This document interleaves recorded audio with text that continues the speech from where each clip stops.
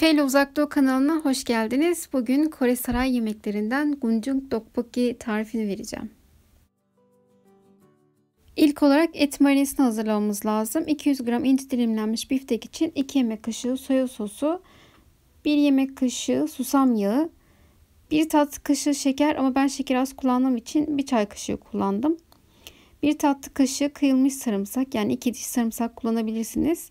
Yarım çay kaşığı da karabiber. Bunların hepsini bir kasede birleştirip iyice karıştırıyoruz.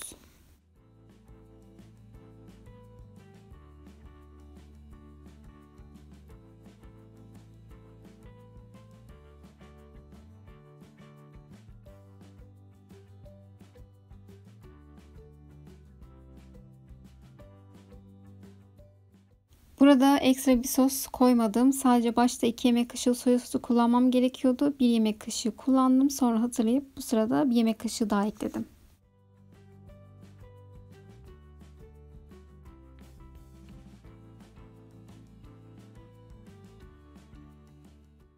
Sos hazır olduktan sonra 200 gram ince dilimlenmiş bifteyi sosla birlikte iyice harmanlıyoruz. Sonrasında da üzerini bir streçle örtüyoruz. En az yarım saat buzdolabına dinlendiriyoruz.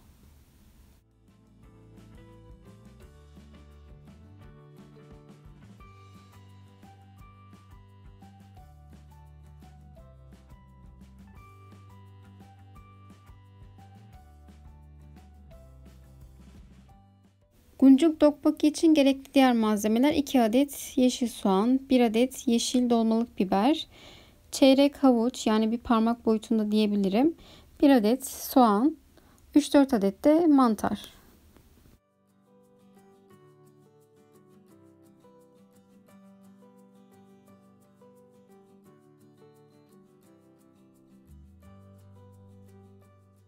Tüm sebzeleri videoda göstermiş olduğum şekilde doğrayalım, ama istiyorsanız başka şekillerle de doğrayabilirsiniz tabi.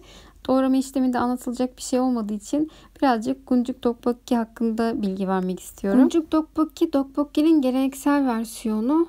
Aynı zamanda bu geleneksel versiyon soya sosu bazlı bir sosla tatlandırılıyor. Bu yüzden diğer adı ganjang tteokbokki. Ganjang soya sosu demek Korece'de. Ama aynı zamanda da sebzelerinden dolayı çapçıya da çok benzetildiğinden dok çapçı olarak da biliniyor. Bu yemek Joseon Hanedanlığı kraliyet mutfağına kadar dayanıyor. O zamanlarda da 1. sınıf yemek olarak kabul ediliyor. Bu yüzden adına gunjung tteokbokki diyorlar. Yemeğin çıkış amacı da kralın iştahının yeniden kazanmasına yardımcı olmak içinmiş. Yemeğin tadına gelirsek efsane güzel. Zaten ben pirinç kekinin her türlü versiyonun hastasıyım ama bu gerçekten çok güzel. Tadı da denildiği gibi, yani çapçıya çok fazla benziyor. Sadece içerisinde makarnası yok. O tatlı patatesli yapılan makarna. Zaten öncesinde, yani çok eskiden de çapçıyı yaptığım zaman bir tane Koreli arkadaşım vardı. Her zaman içerisinde pirinç keki de attırıyordu elimde olduğu zaman. O şekilde de seviyordum. Gunjung tteokbokki olarak da ayrı da seviyorum. Eğer ki malzemeleriniz varsa mutlaka deneyin. Ayrıca biftek yerine tavuk da kullanabilirsiniz. Onu da şimdiden söyleyeyim. Sebze doğrama işlemini bitirdiysek şimdi sıra geldi pirinç kekini marinelemeye. Benim normal tazeydi pirinç keklerim. Bu yüzden hiçbir işlem uygulamadım. Sadece sudan geçirip süzdüm. Eğer buzluktaysa önce çözündürün. Sonra kaynayan suya koyun. 30 saniye tutup süzün. Sonrasında marineleme işlemini yapabilirsiniz. Marine için de 1 yemek kaşığı soya sosu, 1 yemek kaşığı susam yağını pirinç keklerine dökün. İyice karıştırın ve marineleme işlemi tamamdır.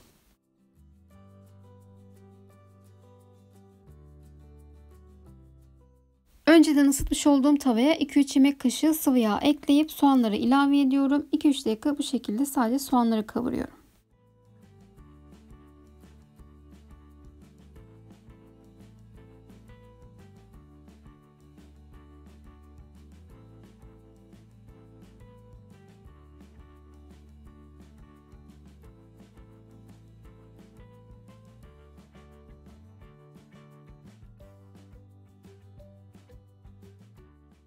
Soğanları kavurduktan 2-3 dakika sonrasında biber ve havuçları da ekliyorum. Bu şekilde sotelemeye devam ediyorum.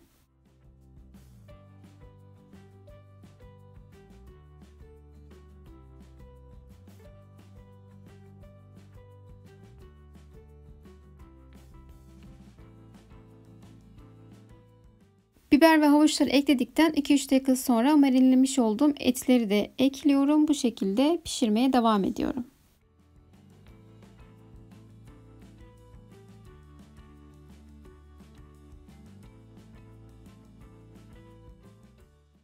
Ben kırmızı et olarak biftek kullandım. Biftek çok çabuk pişen bir et ama eğer elinizde biftek değil de başka et varsa, daha sert bir etse benim gibi ilk önce sebzeleri değil de eti kavurursunuz. Sonrasında sebzeleri atıp beraber sotelersiniz.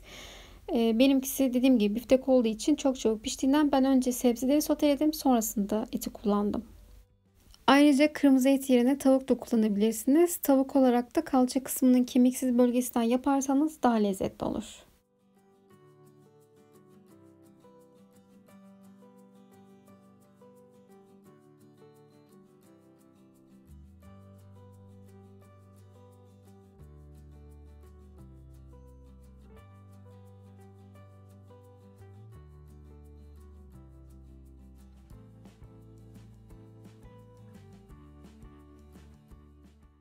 Eti ilave ettikten yaklaşık 5 dakika sonrasında da mantarları ekliyorum.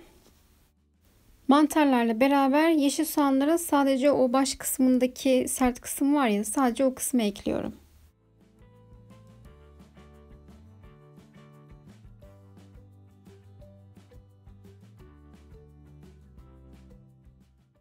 Mantarları ekledikten 3 dakika sonrasında yeşil soğanların geri kalan kısmını da ekliyorum. Hemen ardından da pirinç keklerini ekliyorum.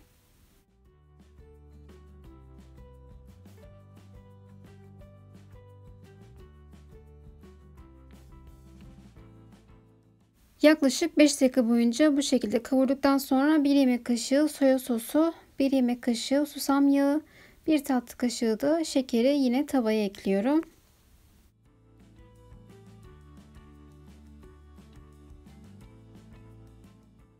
Şekeri de ekledikten sonra çeyrek su bardağı, yani 3 yemek kaşığı, 3-4 yemek kaşığı suyu da tavaya ekliyorum. Suyu çekene kadar pişirmeye devam ediyorum.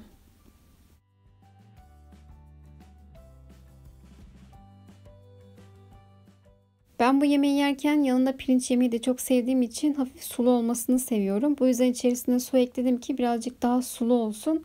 Pilava da suyundan alıp dökeyim, lezzetlendireyim diye. Ama pilavla yemeyecekseniz normal bir şekilde su eklemeden de yapabilirsiniz. Eğer ki benim gibi seviyorsanız suyu ekledikten sonra suyun yarısını çekene kadar pişirmeye devam.